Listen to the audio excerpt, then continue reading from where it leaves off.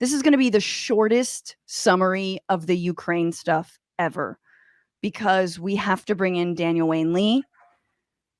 Although I think he's chilling. But this was the week where I decided to try and understand what the fuck is going on in Ukraine. Russia began amassing troops on the Ukrainian border last year, continued on into this year. Over 100,000 troops currently are on the border. Ukrainian President Zelensky and President Biden are divided on whether they think an attack is imminent, whether Russia's going to invade Ukraine. Biden's like, it's happening. Zelensky's like, dude, I think you just clicked on the wrong Facebook ad. There's like a whole disagreement right now. Biden is sending more Javelin missiles to the Ukraine. Weapons contractors, soup's horny right now.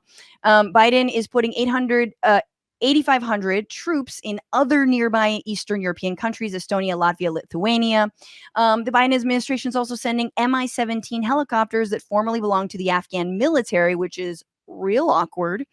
It's kind of like wearing a divorcee's wedding dress. It's something borrowed, but it's definitely cursed. Congress is weighing what it calls the, quote, mother of all sanctions on Russia. I'd like to call it the mother Russia of all sanctions.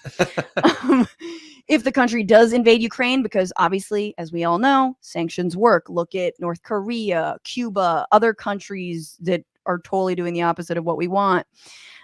NATO has said it's not going to send troops into into Ukraine. So NATO's already like, nah. And the EU is like, nah. Partly, European military capabilities are quite limited, as evidenced by Germany sending 5,000 helmets to help Ukraine defend itself. Just, we have these helmets. They weren't going to be used anyway. I sound a little like Björk. Björk wants to invade Ukraine. But also, let's not forget that, in fact, and I don't know I don't know if I have it in here. But a significant amount of Russian natural gas is sold and relied upon by a lot of European nations. So that is not nothing in this mass calculation as to what the hell is going to happen. And I do know it's hard to find the experts to rely on right now. But this Anatol Lievin, who is of the Quincy Institute, and we had Trita Parsion of the Quincy Institute, and I really like their work. They write a couple of things about like how this could all shake down, and I wanted to go over that. So first of all, this is from the Times. So Biden has responded to Russia's request that NATO basically back the hell off and like go away. And in a written response, Biden and the Biden administration and NATO were basically like, we're not going to go away, but we can enter negotiations with Washington and allies, including Ukraine, or you can invade and you will get economic sanctions. But they're willing to come to a negotiating table. So that is good. This is what Lievin thinks. They say there are three possible elements to a compromise with Russia, two of which the West has in effect already conceded. The first is either a treaty of neutrality or a moratorium of 10 to 20 years on Ukrainian membership of NATO. Do that one. 20 years, no one's going to remember shit. The West loses nothing by this, since it's clear Ukraine cannot actually, in fact, join NATO without its conflicts with Russia resolved, or with its conflicts with Russia unresolved. In any case, the US and NATO have made it absolutely clear they cannot and will not defend Ukraine by force. There's another possibility that's too boring to read, but they conclude, failing at least initial moves towards such a compromise, it does indeed look like there will be some form of new Russia attack on Ukraine, though by no means necessarily a large-scale invasion. In the event of war, however far the Russian army marches will be followed by a new Russian proposal for a deal in return for Russian withdrawal. So they're basically like, I'm going to invade and then I want to get more for my withdrawal kind of thing. Yep. They write, the only difference between then and now will be that NATO will have been humiliated by its inability to fight. The West and Ukraine will be in a much weaker position to negotiate a favorable deal. And in the meantime, thousands of people will have died. Yeah.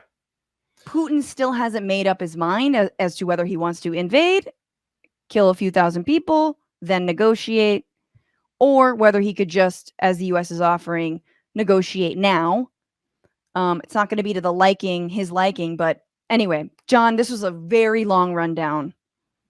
Well, in comparison to the stakes, I agree with your initial intro. It is still abbreviated, but needs to be. It's something that, look, we've been talking about on TDR. You and I talked about it on the Power panel on TYT this week. Mhm. Yeah, it's an incredibly frustrating situation. I want to agree with what you said about not being sure of who you can rely on for information. That has been like just repeating in my mind over and over, like in terms of historic write-ups, Yeah. evaluations of what, for instance, Ukrainians actually want, statements from Putin, statements from Biden, statements from the political leadership of Ukraine.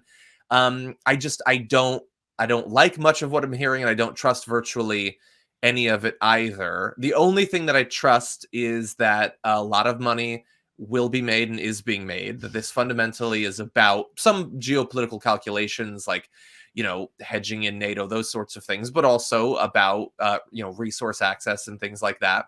Right. A ton of our money, American money, is going to flow out the door very, very quickly in a way that's going to make the constant back and forths about a little bit of climate funding here, a little bit of infrastructure there last year seem quaint by comparison. Mm. And look, I don't want war. I also think that democracy is good and that I hope the Ukrainians can hold on to it.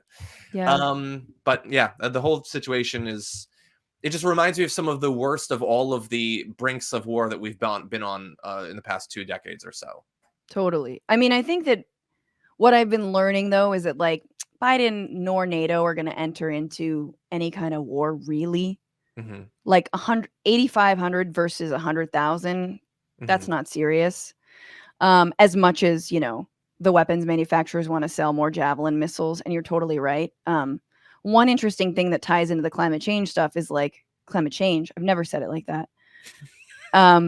Is the way that let's say the US really wants to like piss off Russia and bolster like renewable energy around the world. Let's help Germany or other countries that are reliant on Russia build up their, wind and solar capacities, right? Yeah. Like, what if we took all that money and we're like, hey, Ukraine, it'd be annoying to Russia, but actually not lead to anyone's death, hopefully, if we just helped you build a giant solar farm, Mm-hmm. like Or wind multiple power. wind power. Exactly. Yeah, Ukraine. Um, little cold, but yeah, and that would not only allow for renewable energy independence, but also has the added bonus of kind of pissing off Russia. So Yeah. Let's but we also do don't that lead here like that. too. Yeah. Um, Well, see, first yeah. we have to do things abroad, and then like first we had to spread democracy to Afghanistan in order Mm-hmm. for us to realize, oh shit, we need that too. I know. It's just the whole situation is just so frustrating. And also, one added layer is, rightfully, political media is going to be very focused on it, at least for a few weeks. And God knows, considering what happens, possibly longer. They have to be. I mean, the Yeah. lives of at least thousands of people are on the line, let alone the political stability of a nation, the political system of a nation. But there's also a lot of American media that would love to spend a couple of weeks on this and Oh. not spending it on, well, first of all, the almost nothing that would be done by the Biden administration during those weeks, but actually delving into, more American-centric economic, policy-based stuff. Or covering things like climate change, right? Yeah. Or covering things that never get attention. Yeah. What's going on, Frantifa? If you haven't already, subscribe to this channel right now. Hit that button. And also, you can become a patron and support the show every single week. Get access to bonus episodes and exclusive merchandise. Patreon.com/Bitchuation Room. Do it.